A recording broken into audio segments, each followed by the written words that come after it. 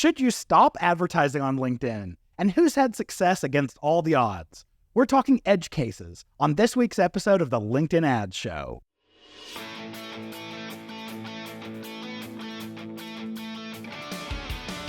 Welcome to the LinkedIn Ads Show. Here's your host, AJ Wilcox. Hey there, LinkedIn Ads fanatics. As he said, I'm AJ Wilcox, and I'm the host of the weekly podcast, the LinkedIn Ads Show. I'm thrilled to welcome you to the show for advanced B2B marketers who are looking to evolve their craft through LinkedIn ads. Today, we're talking about when do you throw in the towel with LinkedIn ads? We've said before that LinkedIn ads isn't really for everyone, and there might be cases where it just doesn't make sense. There are also cases when it shouldn't work at all, it has no business being successful, and we'll dissect a few of those cases as well. First of all, in the news, LinkedIn released predictive audiences. They're a lot like lookalike audiences, but with one little special trick up their sleeve. When you create a lookalike audience on LinkedIn, it's a snapshot. It's a single moment in time. And yet we know that audiences change. So predictive audiences change dynamically with you and stay updated, which is really cool. Plus, we get control over how tight LinkedIn makes this lookalike audience. If you're used to the slider on Meta ads or Facebook ads, where you get to slide from a 1% lookalike up to 10%, we get that same kind of slider action on LinkedIn now with these predictive audiences, which I really like. You can access them by going to Plan inside of Campaign Manager, and then Audiences, and then you can create a new audience, and you tell it you want to create a predictive audience. You can base it off of a contact list, sets of conversions that have happened on the platform, or conversions that have happened on a lead gen form. Then you drag the slider from your minimum audience size of 300 all the way up to, and it can be 10% of the total membership of an audience. We've had conversations about predictive audiences in the LinkedIn Ads Fanatics community. So I would encourage you, go join if you're not already a member, hop into the community and go see about the kinds of conversations we've been having. We've heard some success stories. We've also heard where it's not quite measuring up. So it's definitely worth testing on your part. I also want to tell you about a really cool new rollout that LinkedIn has. It's called Website Action. And this affects your conversion tracking. Forever, we've recommended tracking your conversions through thank you pages that you create, because it's so easy to create a page that you redirect to from after you fill out the form. Once someone lands on that page, you know you get to call that a conversion because there's no other way to get to that page. It's so easy, even I can do this without a knowledge of JavaScript, and it's also really easy to troubleshoot if something goes wrong. If you wanted to use an event-based conversion, you definitely can. LinkedIn has support for it, but boy, you have to get your developer involved who knows JavaScript. You have to include your tag manager solution on it. And what it does is you create an event when a certain button is pushed, and then you have to trigger that event to fire and communicate to LinkedIn when it's pressed. And a developer could tell me how you could actually troubleshoot this, I'm sure, but I could never figure it out. I was always stuck like, ooh, I don't really know if it worked until I actually set it up and see conversions actually pouring in. Well, now LinkedIn rolled out this new product that as long as you had the LinkedIn Insight tag on your site, it allows you to set up conversions from any of the clickable elements on your site without any coding whatsoever. It really is magic. I'm not aware of any other platform that has a solution like this. I'm pretty sure that this came from an acquisition that LinkedIn made. Really cool technology to bring into Campaign Manager. And I would absolutely love to see this kind of thing in all the other ad platforms as well. But this is one of those times where LinkedIn really has a leg up on everyone else. And I'm sure we'll talk about this functionality more, especially after I've had a chance to play with it and test it a little bit, along with all of our employees. But one really cool thing I like about it is that it's not only just for tracking conversions, although I do think that's the best play for it, it is also for creating retargeting audiences. So what you can do is, hey, let's create a retargeting audience of anyone who clicked on a specific button on the website and treat them differently. I think that's really cool functionality. To access this, go to Analyze inside of Campaign Manager, and then you'll see the new navigation item there called Website Actions. Then you get to navigate down to the button that you want to add to a conversion or a retargeting audience, or you can actually click over to a specific page that you care about and look at just the buttons on that page. It seems really easy to implement. I don't have much experience with it yet, but I'm already a big fan. Okay, do you have a question, a review, or feedback for the show? Message me on LinkedIn personally, or you can email us at podcast at b2linked.com. Send us a little audio file of your voice telling us. I'm happy to keep you anonymous or shout you out and tell what position you're at what company. But I'd love to be able to take a clip of you speaking and insert it right here in the audio of the show. So let's try this out. Shoot me over any sort of feedback, a review, a question on a past episode. Let's get it started. A really good use for this would be to point out any special use cases on LinkedIn ads that I might have missed or got totally wrong on this episode. So feel free to let me have it. All right, on to the topic at hand. Let's hit it. So the LinkedIn platform is definitely not for everyone. If you've listened to past episodes, you've heard me talk about our qualifications quite a few times. But let's first talk about who really does make a great use case for LinkedIn ads. I say any sort of high-value lead generation. This is mostly B2B, but there is some B2C that works really well. The reason why we want high-value lead gen, if generating a lead that turns into business is only worth a few $100s, well, LinkedIn's costs on the front end are going to basically make it impossible for you to get a return on your investment. So we talk about having a high-value product that you're generating leads for on LinkedIn. That's probably the top use case, especially for B2B. The next is in any sort of white-collar recruiting. This would be like showing ads to someone based off of who they are. You know they would actually be a good fit for an open position that you've got. You can show them ads enticing them to apply for the position you have open, and this kind of thing works really well. We also see a lot of higher education, mostly MBA programs who are recruiting on LinkedIn, because LinkedIn ads is the only ad platform out there that lets you be able to target at scale by things like, did someone get their degree? What did they get their degree in? Where did they go to school? And you can put a great MBA offer in front of them on that. Now, I've mentioned that we want a high value kind of offer for LinkedIn ads.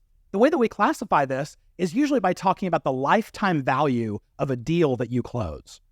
I would call a high lifetime value anything over about $10,000. That, sure, maybe it's SaaS software and you close the deal and maybe they're paying a few $100s a month or a couple thousand, but over the long term, you're definitely going to be making more than $10,000 from the average customer. I also recommend that you have a budget over about $5K. And this actually goes hand in hand with LinkedIn's costs, because in North America, we're seeing average costs per click in the $10 to $16 range, and some paying even more than that. You need to make sure that you have a large enough budget that you can spend enough on those clicks and actually get data that tells you if you're doing a good job or not. Is this being successful, or no, I better cut bait and run? Of course, you can make it work on lower budgets. We've got a couple past episodes that talk about what you can do on low budgets, but I would highly recommend if you don't have a budget of $5K per month or higher, then you're definitely going to want to let things run longer. Be patient. You're also going to want content assets to share that provide high value to your prospects. If you are advertising and you don't have anything that provides value, it's going to be really hard to get their attention and keep it. You also want a clearly defined target audience. The reason why on this is because if you don't really know who your target audience is, it's much better to advertise on other platforms where the initial costs are so much lower.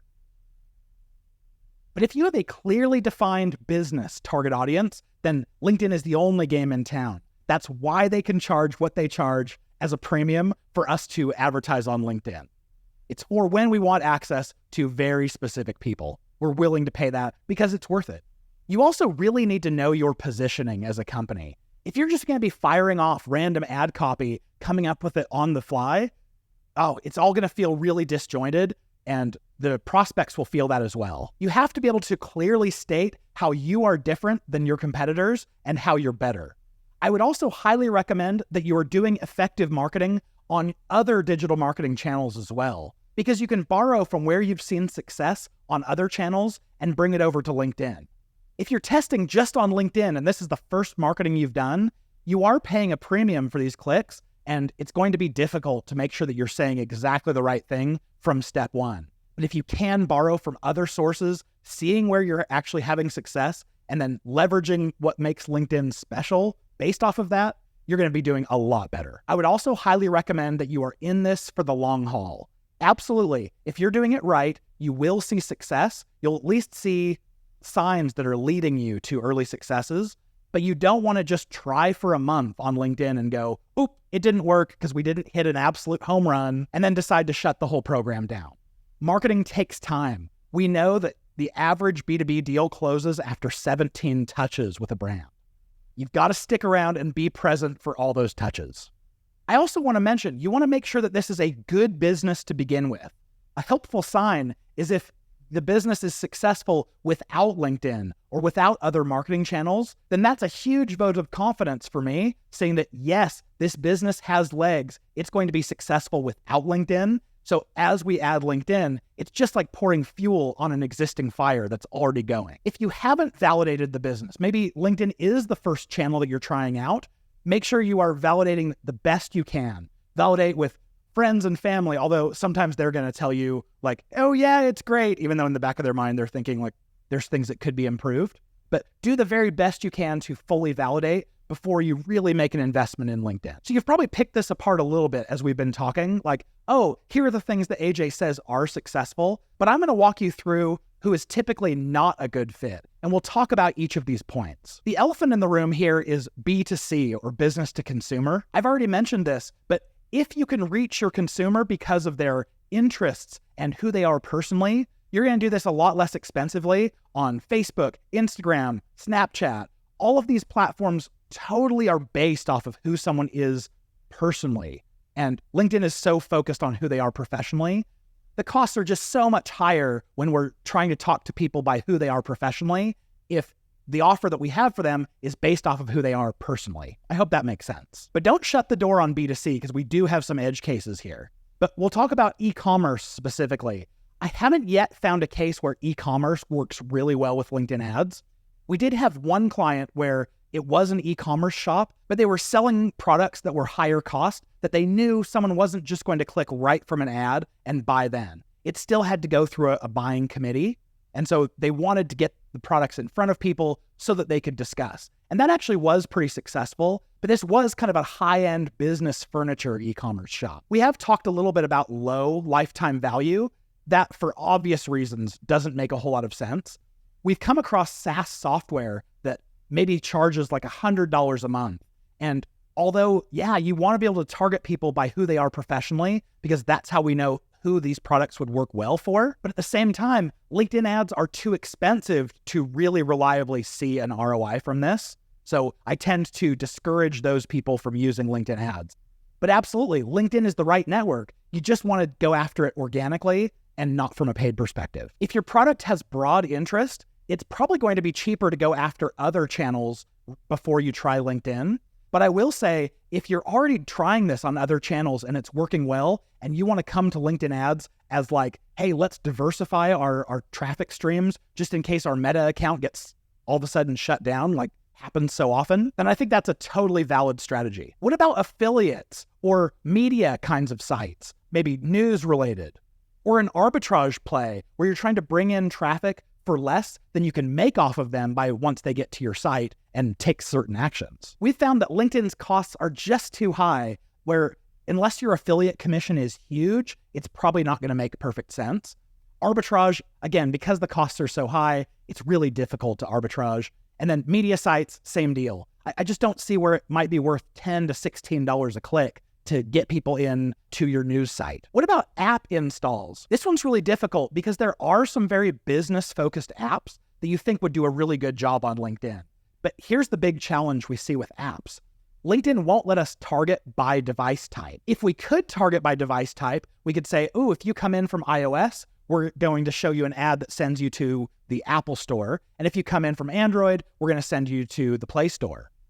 So then you've got to do some sort of like a sensing of who their user agent is and try to do a redirect on the fly. But we've just noticed that every time you try to do some sort of a redirect, it takes extra time and more people will bounce before they actually end up on the page. So we found app installs to not work super well, but definitely worth a shot if you have an app that really makes sense for B2B. I've got a lot of friends who specialize in D2C or direct to consumer.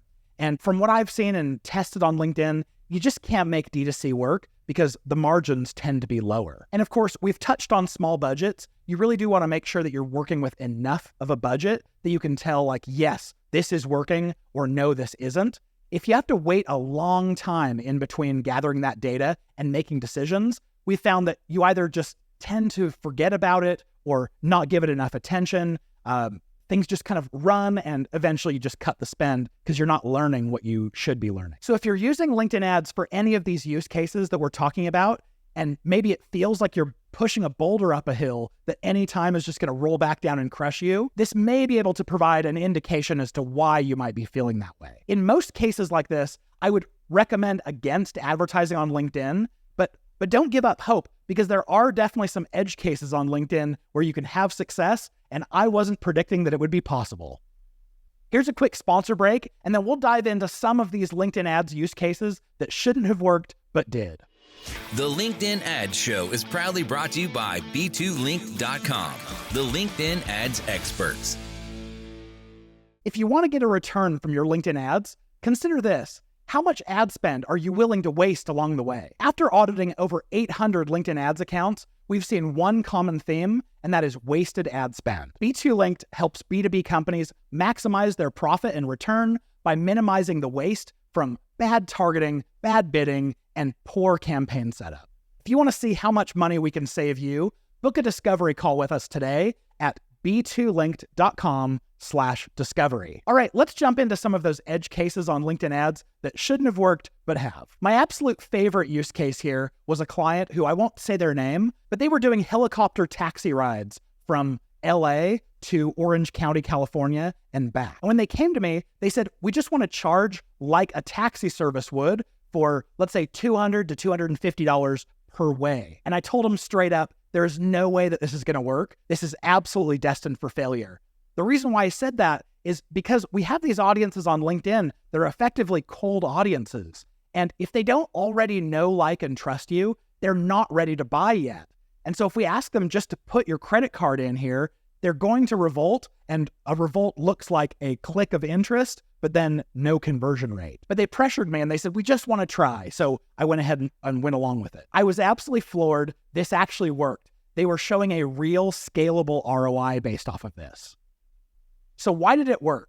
Well, I think what it was is if you live in Orange County, California, and you commute into LA, that's like an hour and 20 minutes commute every single day, both directions, and that's if traffic isn't too bad. We were able to target executives, especially CEOs of large companies based in LA. And of course, we should have been able to see, but there were going to be some of these executives who they didn't want to be late for a board meeting. And of course, if you take a 20-minute helicopter ride, you're going to get there on time. And for $200, $250 a pop, the company will pay for it. So I do stand by the statement that cold audiences aren't ready to buy. And I'd say this is 99.9% of the time, but there is a certain case where, yeah, you have this latent demand built up in the marketplace where you're solving a real problem that no one else has. And yeah, maybe you can make that work. Cold audiences buying immediately. Along a similar vein, we have a client called Video Brothers, and we'll talk a little bit more about them in a future episode because results have been crazy. And so as we're talking to Video Brothers, we're telling them, yeah, you've got to nurture them more with video. Well, what they do is they create funny professional videos for companies.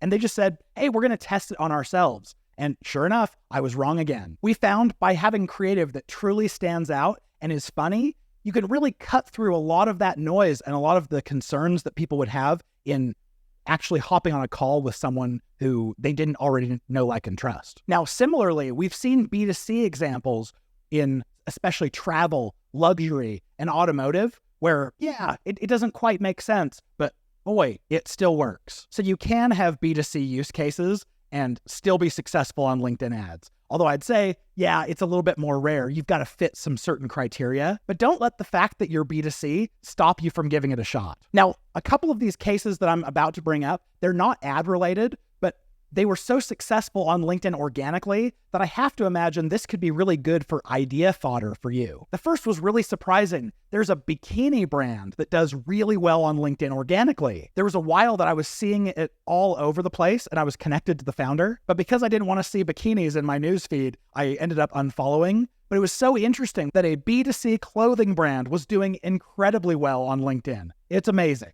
The other one I want to bring up is a site that you've probably all heard of, and it's called Cheddar News. Now, I haven't seen it a whole lot in my newsfeed recently, but there were a few years where every single time I was on LinkedIn, I would see an organic post that I wasn't following Cheddar News. I would see a post from them. And this really caught my eye because I loved the kinds of posts they put together. And what they were was short videos that are showing you some disruptive technology that you would absolutely love in your life. And it's right there in your newsfeed. And I would watch these. I remember one of them were tiles that you put underneath your driveway, and you could install it yourself and it would melt all the snow on your driveway so you don't have to shovel anymore. That was really attractive to me for obvious reasons. They would show videos of things like personal aircraft or flying cars or all of those kinds of things that if you're interested in technology and new inventions, they would capture your attention. Now, I'm sure Cheddar News is not actively advertising on LinkedIn, but I do think that if you have content like this that is so cool, that really catches people's attention, I do think there might be a play for it, because if you put out ads that get a ton of interaction, you can really bid by CPM and get your effective cost per click way, way, way low. There are some other really cool uses of LinkedIn ads that you might not have thought about. For instance, if you're a company that's looking for additional investment, maybe from private equity or venture capital, with warming up these private equity and VC companies by showing them about the company, news, interesting information, getting it on their radar. So when the company goes to raise their next round of funding, the private equity and venture capital firms are much more likely to hear them out and consider the deal. We've done this several times for clients, and although it's really hard to measure the direct effectiveness of this, when someone closes a new round of funding at a high rate, it's absolutely worthwhile. Now, there are also opportunities in B2C, even if it's not for direct acquisition, where LinkedIn ads can be successful. One opportunity here is with channel partnerships. So yeah, maybe you can't use LinkedIn ads to directly get a purchase for your e-commerce store, but what you can do is target others who could make really good channel partnerships for you. Maybe a tangential product or service that you could somehow collude in the marketplace to make things happen. Also, what about co-marketing opportunities? What if you could target someone and say, hey, could we advertise together, both of our logos in the fray, and capitalize on getting more of our investment together? And another concept, what if you could use this for your public relations? Think about using LinkedIn ads to target influential people in media, reporters, those kinds of people, and show them ads based off of what you're doing in hopes that they could pick it up and end up doing a news story on it. Now, this next one, I haven't had a chance to try it, but I do think that there's big opportunity for influencer and collaboration opportunities, maybe even with celebrities on LinkedIn. I think this is made especially much more powerful since the release of LinkedIn's Thought Leader ads, where the ad can actually be a personal post rather than a company post share. And it really doesn't have to be business related necessarily for this to be successful, because we as business people, we're also consumers and we have our own hobbies. I could only imagine if someone like Marvel Studios used a Thought Leader ad to talk about the upcoming new movie that they have and maybe publish it out through the LinkedIn profile of one of the head actors. You could imagine how people would go way out of their mind to go and click and want to learn more. So I hope this gave you some ideas. I want you to be on the lookout for any red flags, anything that lets you know when you're trying out some things on LinkedIn that maybe you're not headed towards success. But I do really want you to try it out and test it and make sure that you give it a real shot. You don't want to just spend $200 on the platform over a weekend and say, well, it didn't work. And this concept applies to everything. But no matter what, if you're trying to break the mold, you absolutely need to stand out. And that means you need creativity. You need to stand out in someone's newsfeed. You need to provide value that they haven't found anywhere. And we need to surprise and delight and even make them laugh. And this is a little bit uncomfortable because a lot of the brands that we work with are going to say, nope, we have brand standards. All our ads need to look a certain way. And yeah, that totally works. You can preserve your brand standards, but you also need to ask, like, do I also want to be successful? Because if you just blend into the background, you're not going to be successful because you're not going to get their attention. There's a really cool article written by Marcus Sheridan. He's one of my favorite thought leaders on the planet. And he's talking about creativity in advertising for B2B. We've linked to that in the show notes below. And of course, if you have any crazy LinkedIn ads use cases that shouldn't have worked but totally did, I would personally love to hear about it. I'm happy to shout you out on the show and share it, or just keep it between us. But I would absolutely love to know anytime someone breaks the mold. Okay, I've got the episode resources for you coming right up, so stick around. Thank you for listening to the LinkedIn Ads Show. Hungry for more? AJ Wilcox, take it away. All right, so like we talked about, the link to Marcus Sheridan's article there, all about how we need creativity in B2B, you'll see that link. I also want to call out episode 1 of this podcast. This has been years ago, but in that episode, I went into a lot of detail about who should and shouldn't advertise on LinkedIn. It's probably worth a listen, especially if you want to go deeper here. If you're looking to learn more about LinkedIn ads and collaborate with some of the top minds who are working on LinkedIn ads, definitely join the LinkedIn Ads Fanatics community. By joining the community, of course, you get access to the community, all these other like-minded advertisers that you can bounce ideas off of and come up with gold together, learn from each other's mistakes and all of that. But by being subscribed to the LinkedIn Ads Fanatics community for a really low monthly cost, you'll also get access to all 4 of our courses, taking you from absolute LinkedIn Ads beginner to total LinkedIn Ads pro. I can't stress it enough. If LinkedIn ads are important to you, you'll want to make room in your budget, especially because it's such a low cost to be in the LinkedIn Ads Fanatics community. You can go to fanatics.b2linked.com to get there. If this is your first time listening, we're excited to have you here. Thanks for joining.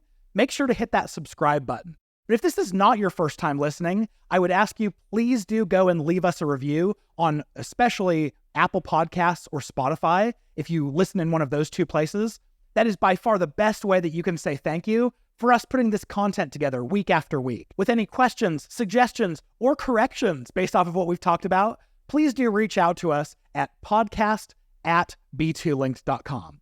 And with that being said, we'll see you back here next week. We're cheering you on in your LinkedIn ads initiative.